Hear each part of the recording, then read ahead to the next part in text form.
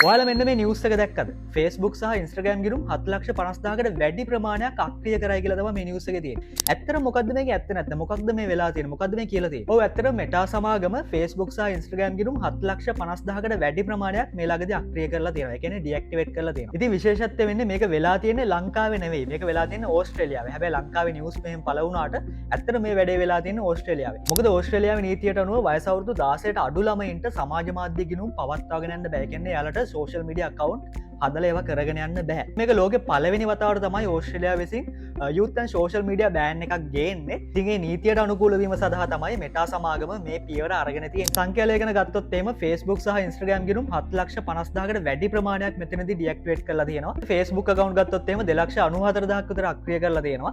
ඒත් එක්කම Instagram ගිණුම් ගත්තොත් එහෙම 4,62,000ක් විතර ඩිඇක්ටිවේට් කරලා තියෙනවා. ඉතින් මේ වගේ අවුරුදු 16ට අඩු පිරිස හදපු social media account හඳුනගන්න මෙටා සමාගම කෘත්‍රිම බුද්ධිය සහ ගොඩක් තාක්ෂණික ක්‍රමවේද භාවිත කරලා තියෙනවා කියලා තමයි ගොඩක් නිවුස් channels වල සඳහන් කරන්නේ. ඉතින් මේ නිවුස් එක අදාළ වෙන්නේ ඕස්ට්‍රේලියාවට. තවම ශ්‍රී ලංකාවේ මේ වගේ දෙයක් වෙලා නැහැ. නමුත් මං හිතන්නේ ඉදිරියේදී ලංකාවෙත් මේ වගේ නීති රෙගුලාසි එයි. මොකද අවුරුදු 16ට අඩු පිරිස ශ්‍රී ලංකාවෙත් මෙන්න මේ වගේ social media account හදාගෙන මේ අලුත් AI tools use කරලා ගොඩක් දේවල් කර ඉන්නවා. මං හිතන්නේ අනාගතයේදී ශ්‍රී ලංකාවෙත් මේ වගේ නීතියක් එයි. ඉතින් මේ වගේ social media සම්බන්ධ නිවුස් දැනගන්න අපේ TikTok එකේ YouTube channel එක subscribe කරලා තියාගන්න. ඒ වගේම අපේ TikTok එකේ සහ Facebook එකෙත් follow කරලා තියාගන්න. එහෙනම් අලුත් වීඩියෝ එකකින් හම්බෙමු. ඔයගොල්ලෝ හැමෝටම ජය වේවා.